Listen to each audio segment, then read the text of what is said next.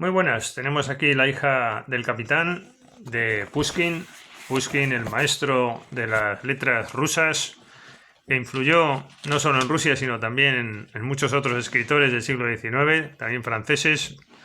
Murió jovencito en un duelo, el pobre Pushkin, pero dejó desde luego obras inolvidables. Aquí hemos hecho vídeos del Boris Godunov, de Eugenio Onegin, relacionados con la música. Yo personalmente siempre he llegado más a estos títulos a través de la música, pero son obras de Pushkin y hemos hecho vídeos de las obras del célebre escritor ruso.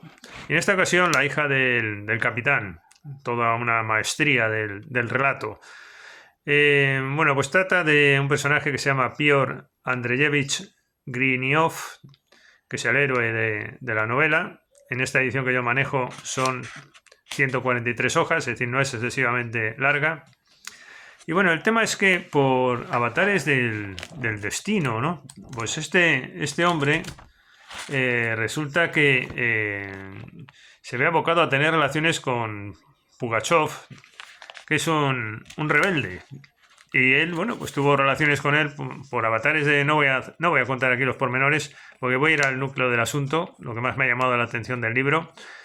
Y entonces, bueno, pues resulta que este Pugachov es un hombre siniestro, es el que hace de malo, y entre otras cosas, pues, bueno, le perdona la vida a Griniov, el protagonista principal, porque él a su vez, pues, había portado bien, pero en experiencias de tipo humano personal, por contactos que curiosamente, pues, tuvieron ambos, ¿no? Pero la cuestión o el drama viene de que este pretende también, igual que el protagonista, a María Ivanovna, que es una mujer muy bella, la hija del capitán, a cuyo padre había asesinado este rebelde.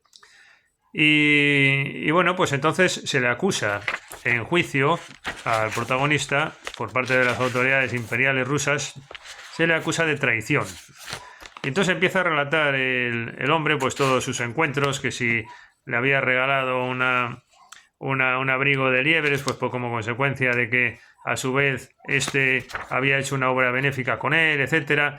Y bueno, hasta ahí iba bien el relato, pero hubo un momento en que el relato necesitaba, porque había tenido más contactos con Pugachov y no se entendían bien, ¿no? Y para explicarse bien, pues llegó un momento en que Griniov tenía que involucrar a su amada, se la habría tenido que interrogar y se la habría puesto en mal lugar, más que nada pues por someterla a juicio y ponerla en entredicho, y entonces se le condena y viene la reacción familiar, incluso del protagonista.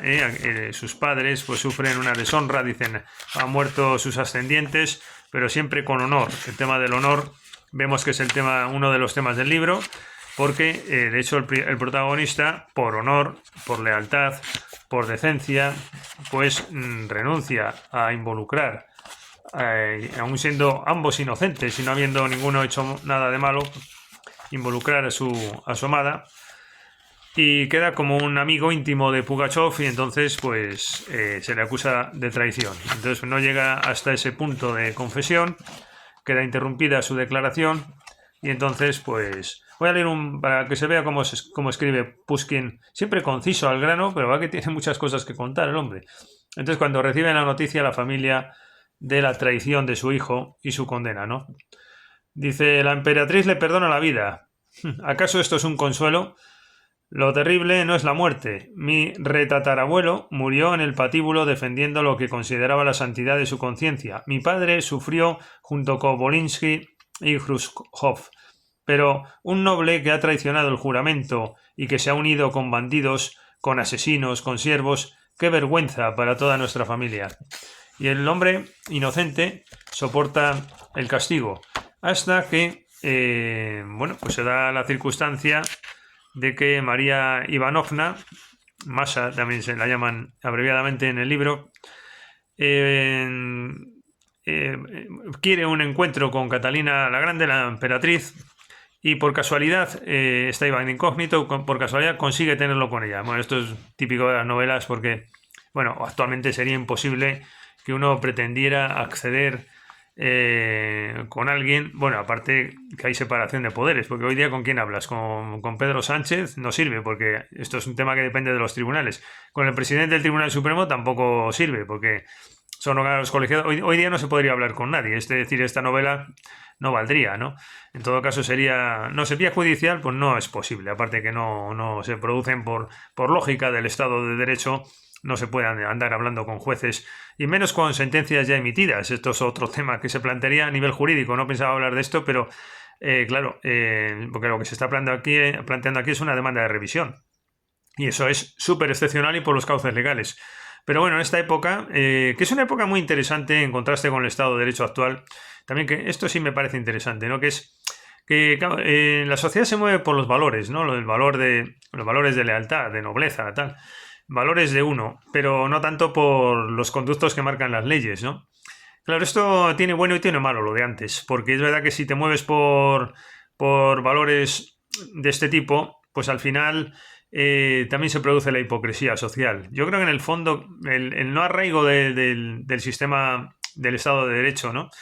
Que trae más bueno que malo, evidentemente, es lo que produce en el fondo todo ese fenómeno de los valores, y yo así soy no sé quién y el otro es no sé cuál, y se antepone lo personal al cumplimiento de la ley con igualdad. Y eso pues tiene de negativo pues que se producen este tipo de fenómenos de hipocresías y tal, de que uno queda como muy bueno, como un santo, pero después es un mentiroso, etcétera. Cuando hoy día parece que todos nos han encarrilado, afortunadamente, y todavía es un reto siempre, ¿no? Pero a través del Estado de Derecho. Bueno, el caso es que este tipo de incidencias no se producirían haciendo comparativa legal con el sistema. Pero bueno, esto es una novela y bueno, y también lo que es inusual es que incluso en esa época esta señorita acceda a la emperatriz así en un jardín de casualidad. Pero bueno, Pushkin así lo hizo.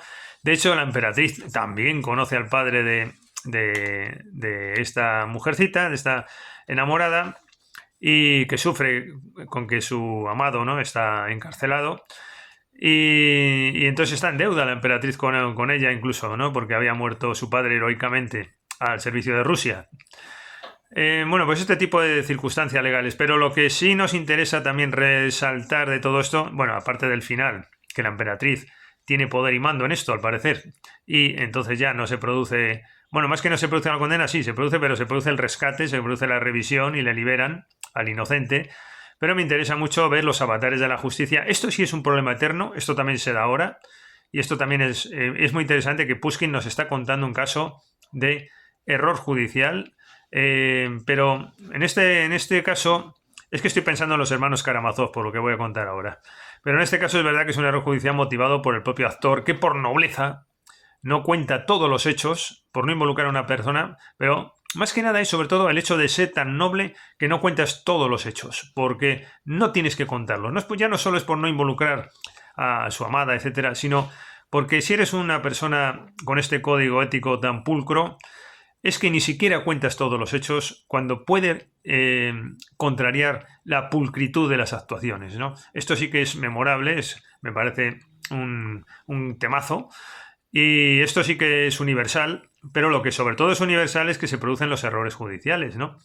Hoy día con el Estado de Derecho, he hablado antes de lo bueno, ahora un poquito de lo no tan bueno. Con el Estado de Derecho pensamos que todos los veredictos son fruto de un ejercicio racional, justo, y etcétera, etcétera, cuando no nos damos cuenta de que son interpretaciones subjetivas. Y esto no es ninguna crítica al sistema judicial, pero es que es inevitable que al montarse todo el sistema sobre interpretaciones subjetivas, pues un juez igual no ha dado en el clavo y se puede condenar a un inocente o se puede salvar un culpable. Las dos cosas pueden ocurrir. Esto ocurre en expedientes disciplinarios, ocurre en contencioso, en todos los contenciosos ocurre, ¿no?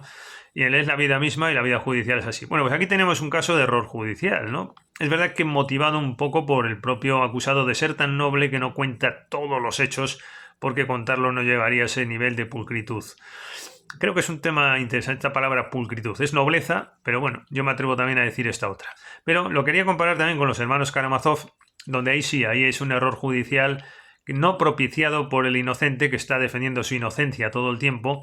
Yo no sé hasta qué punto Dostoyevsky pues tendría en mente en los hermanos Karamazov la obra de Pushkin. Posiblemente en el subconsciente sí, porque Pushkin está en el alma de los rusos, es el que motiva los temas, los modos de hacer, literatura. Es un genio, desde luego, y todos partieron de él.